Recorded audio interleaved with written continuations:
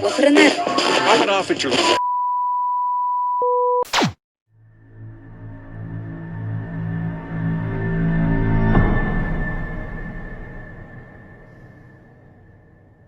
Statistik menunjukkan kes gangguan seksual secara fizikal dalam kalangan kanak-kanak meningkat sebanyak 993 kes pada tahun 2020 berbanding pada tahun 2019 dan 2018 yang mencatatkan sebanyak 732 dan 591 kes.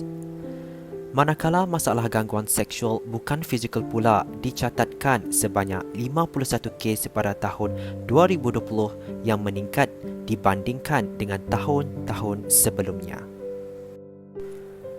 Pedofilia merupakan salah satu gangguan psikiatrik yang melibatkan orang dewasa maupun orang tua yang mempunyai perasaan seksual terhadap kanak-kanak yang belum atau baru sahaja memasuki fasa akhir balik. Walau bagaimanapun, proses akhir balik bagi kanak-kanak perempuan bermula dari usia 10 tahun manakala kanak-kanak lelaki pada awal 11 tahun dan kriteria bagi mangsa pedofilia telah ditetapkan sehingga umur 13 tahun. Seseorang individu mestilah berumur sekurang-kurangnya 16 tahun dan beza jarak 5 tahun dengan kanak-kanak bagi didiagnos sebagai mangsa pedofilia. Pada awalnya, pedofilia digelar sebagai pedofilia erotika dan menjelang abad ke-20, ia kemudiannya dikenali sebagai pedofilia. Istilah pedofilia bukanlah sahaja digunakan bagi mendefinisikan tarikan atau rangsangan seksual terhadap kanak-kanak, malah istilah pedofilia juga sering digunakan dalam penguatkuasa perundangan untuk merujuk kepada pelaku seksual terhadap mangsa di bawah umur. Antaranya seperti penderaan seksual terhadap kanak-kanak, merogol kanak-kanak di bawah umur, pornografi kanak-kanak, child grooming, stalking serta pendedahan tidak bermoral berkaitan kanak-kanak. Antara ciri-ciri individu yang menghadapi gangguan pedofilia adalah seperti: pertama, mempunyai fantasi dan kegesaan untuk melakukan perlakuan seksual terhadap kanak-kanak 13 tahun dan ke bawah. Kedua, berpendapat bahawa perasaan dan rangsangan seksual daripada kanak-kanak 13 tahun dan ke bawah adalah normal. Ketiga, mempunyai keinginan seksual untuk melihat kanak-kanak bertingkah laku seksual, tidak berpakaian dan mana-mana amalan peribadi seseorang. Dan yang terakhir, menjadikan visual dan gambar kanak-kanak sebagai salah satu bahan untuk melepaskan kemahuan seksual sendiri.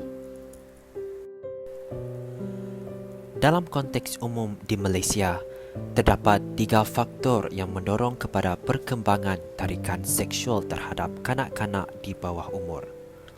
Menurut kajian, 3 faktor tersebut terdiri daripada faktor kendiri, faktor persekitaran keluarga dan sejarah penderaan seksual semasa kanak-kanak. Faktor kendiri pedofil ataupun pedophilic factor yang merujuk kepada konsep kendiri, ciri-ciri peribadi dan perilaku seseorang yang membawa kepada wujudnya tarikan seksual terhadap kanak-kanak.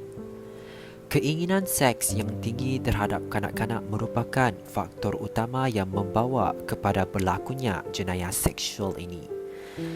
Seorang pedofil secara khususnya merujuk kepada orang dewasa yang mempunyai keinginan seks yang tinggi terhadap kanak-kanak dan sentiasa bertindak untuk cuba menjalankan hubungan seks dengan mereka.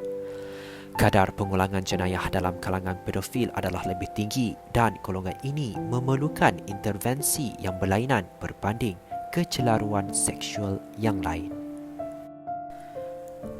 Seterusnya, dalam konteks persekitaran keluarga, faktor-faktor seperti disfungsi keluarga, kecelaruan emosi dan sejarah penderaan seksual dalam keluarga boleh menyumbang kepada lahirnya perasaan seksual terhadap kanak-kanak semasa dewasa.